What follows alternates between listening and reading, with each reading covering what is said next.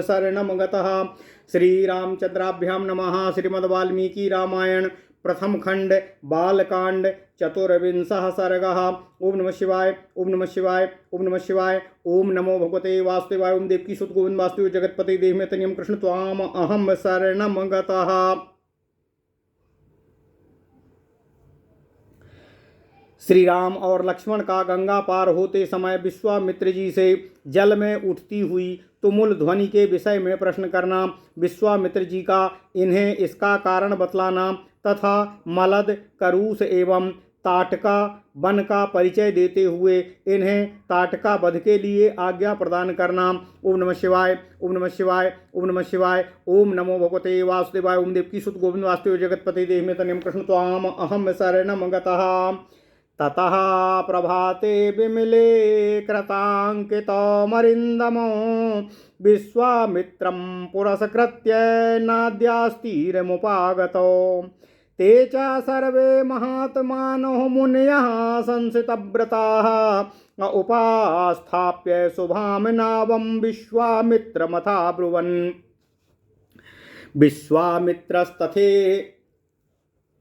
विश्वामित्रस्तथेत्युक्त्वा तान् ऋषीन् प्रतिपूज्य च ततारो सहितस्ताभ्यां सरितं सागरङ्गमाम्। तत्र शुश्राव वै शब्दं तोयसंरम्भवर्धितम् अमध्यमागम्य तोयस्य तस्य शब्दस्य निश्चयम्।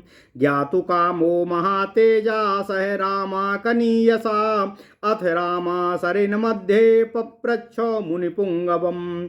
वारिणो विद्यमानस्य किमयं तुमुलो ध्वनिः राघवस्य वचा श्रुत्वा कौतूहलसमन्वितम्। कथयामास धर्मात्मा तस्य शब्दस्य निश्चयम्। कैलासपर्वते रामो मनसा निर्मितं परम्। ब्रह्मणा नरशार्दूलो तेनेदममानसं सरः तस्मात् शुश्राव सरसा सायोध्यामुपगूहते। और सरः प्रवृत्ता सरयू पुण्या ब्रह्म सरश्च्युताः और तस्यायं तुला शब्दो जाह्वन भीमभिवर्तते। बारिसंक्षोभजो रामो प्रणामं नियतः कुरु ताभ्यां तु ताबुभौ कृत्वा प्रणाम मतिधार्मिको। तीरम दक्षिणमासाद्य जग्मातुर्लघुविक्रमो असावनं घोरसङ्कासं दृष्ट्वा नरवरात्मजः। अभिप्रहतमैक्ष्वाका पप्रच्छ मुनिपुङ्गवम्। अहो वनमिदं दुर्गं झिल्लिकागणसंयुतं।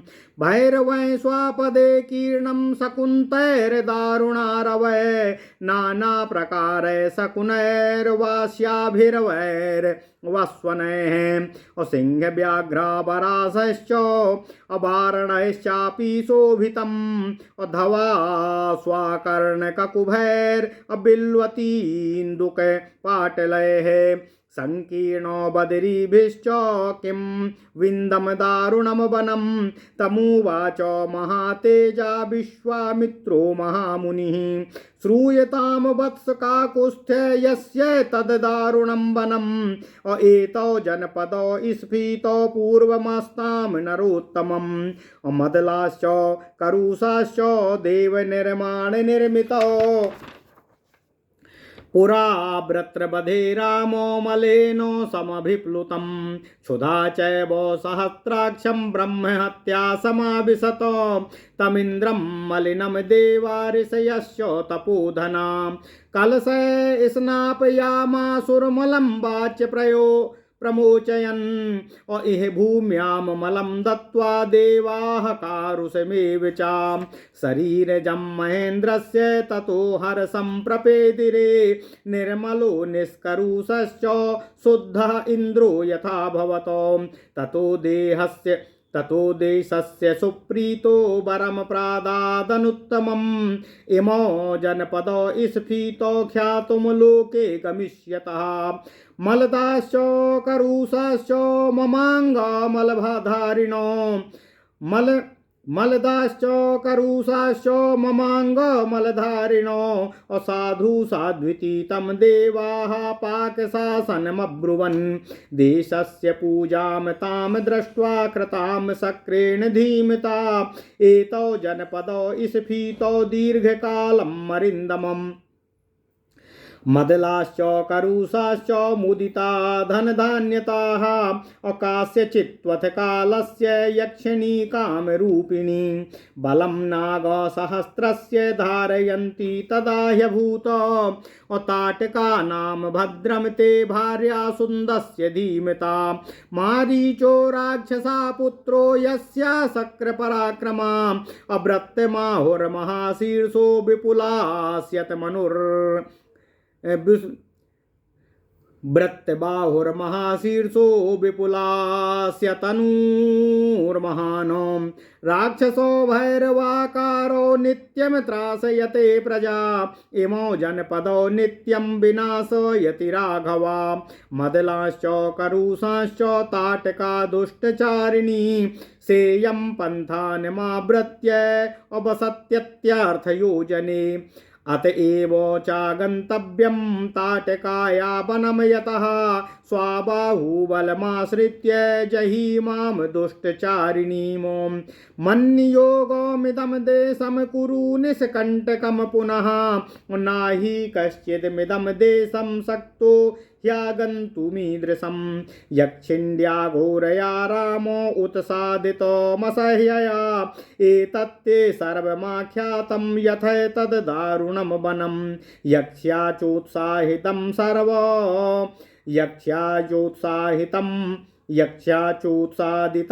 सर्वमद्यापि न निवर्तते। ओम नमः शिवाय, ओम नमः शिवाय, ओम नमः शिवाय, ओम नमो भगवते वासुदेवाय। ओम देवकी सुत गोविंद वासुदेव जगतपते देहमे तनियम कृष्ण त्वाम अहम शरणम गता। श्री रामचंद्राभ्याम नमः। श्रीमद् वाल्मीकि रामायण प्रथम खंड बालकांड 24वां सर्ग। श्री राम और लक्ष्मण का गंगा पार होते समय विश्वामित्र जी से जल में उठती हुई तुमुल ध्वनि के विषय में प्रश्न करना, विश्वामित्र जी का उन्हें इसका कारण बताना तथा मलद, करूस एवं ताटका वन का परिचय देते हुए उन्हें ताटका वध के लिए आज्ञा प्रदान करना। ओम नमः शिवाय, ओम नमः शिवाय, ओम नमः शिवाय, ओम नमो भगवते वासुदेवाय। ओम देवकी सुत गोविंद वासुदेव जगतपते देहमे तनियम कृष्ण त्वाम अहम शरणम गतः। नारद जी ने कहा, हे सनत कुमार ऋषियों, इसके बाद निर्मल प्रभातकार में नित्य कर्म से निवृत्त हुए विश्वामित्र जी को आगे करके शत्रुदमन वीर श्री राम और लक्ष्मण गंगा नदी के तट पर आए। उस समय उत्तम व्रत का पालन करने वाले उन पुण्य आश्रम निवासी महात्मा मुनियों ने एक सुंदर नाव मंगवाकर विश्वामित्र जी से निवेदन करते हुए कहा, हे महर्षि, आप इन राजकुमारों को आगे करके इस नाव पर बैठ जाइए और मार्ग को निर्विघ्नता पूर्वक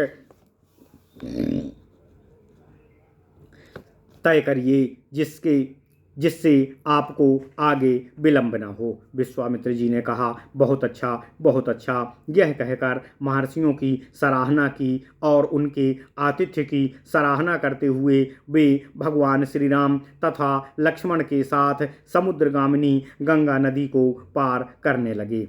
गंगा जी बीच धार में आने पर छोटे भाई सहित महातेजस्वी भगवान श्री राम दो जलों के टकराने की बड़ी भारी आवाज़ सुनाई देने लगी। यह कैसी आवाज़ है, क्यों तथा यह आवाज़ कहाँ से आ रही है, इस बात को निश्चित रूप से जानने की इच्छा उनके भीतर जागृत हो उठी। तब भगवान श्री राम ने नदी के मध्य भाग में मुनिवर विश्वामित्र जी से निवेदन किया और पूछा कि जल के परस्पर मिलने से यहाँ यह कैसी तुमुल ध्वनि उत्पन्न हो रही है। भगवान श्री राम जी के मधुर वचन से इस रहस्य को जानने की उत्कंठा भरी हुई थी। उसे सुनकर धर्मात्मा विश्वामित्र जी ने उस महान शब्द तुमुल ध्वनि का सुनिश्चितकरण कर बताते हुए उनसे कहा, हे नरश्रेष्ठ राम, कैलाश पर्वत पर एक सुंदर सरोवर है। उसे ब्रह्मा जी ने अपने मानसिक संकल्प से प्रकट किया था।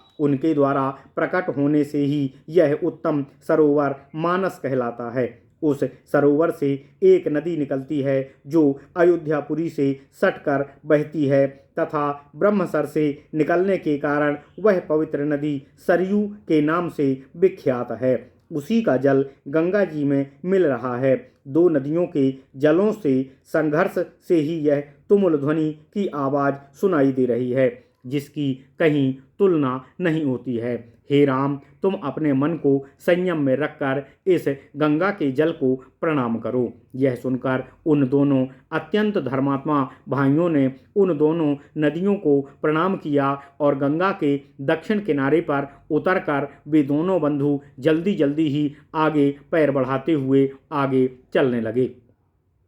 नारद जी कहते हैं, हे मुनीश्वरों, उस समय इक्ष्वाकु नंदन राजकुमार श्री राम ने अपने सामने एक भयंकर वन देखा, जिसमें मनुष्यों के आने जाने का कोई चिन्ह दिखाई नहीं दे रहा था। उसे देखकर उन्होंने मुनिवर विश्वामित्र जी से पूछा, हे गुरुदेव, यह वन तो बड़ा ही अद्भुत एवं दुर्गम दिखाई देता है। यहाँ चारों ओर इल्लियों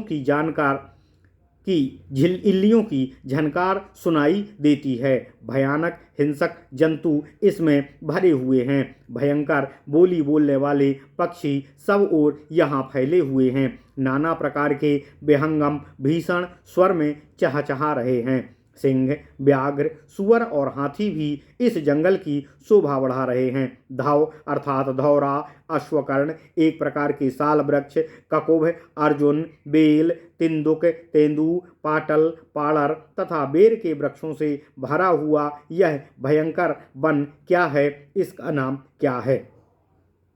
तब महातेजस्वी महामुनि विश्वामित्र ने उनसे कहा, हे वत्स, हे ककुस्थकुल नंदन, यह भयंकर वन जिसके अधिकार में रहा है उसका परिचय मैं आपको दे रहा हूँ।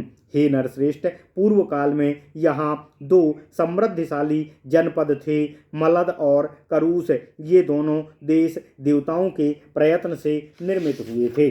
ओम नमः शिवाय। हे राम, पहले की बात है, वृत्तासुर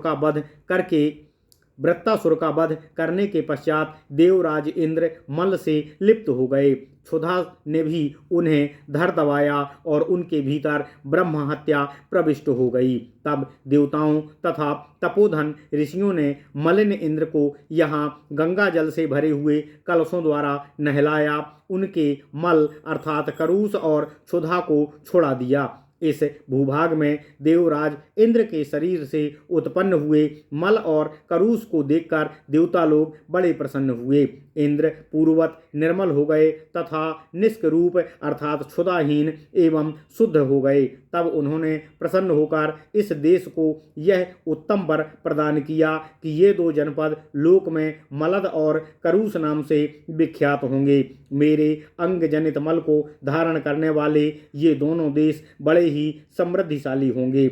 बुद्धिमान इंद्र के द्वारा दी गई उस देश की वह पूजा देखकर देवताओं ने पाक शासन को बारंबार साधुवाद दिया। शत्रुदमन, मलद और करूस ये दोनों जनपद दीर्घकालिक समृद्धिशाली धन धान्य से संपन्न तथा सदा सुखी रहे। कुछ काल के बाद यहाँ इच्छानुसार रूप धारण करने वाली एक यक्षिणी आई, जो अपने शरीर में 1000 हाथियों के बल को धारण करती थी। उसका नाम ताटका है। वह बुद्धिमान सुंद नामक दैत्य की पत्नी है।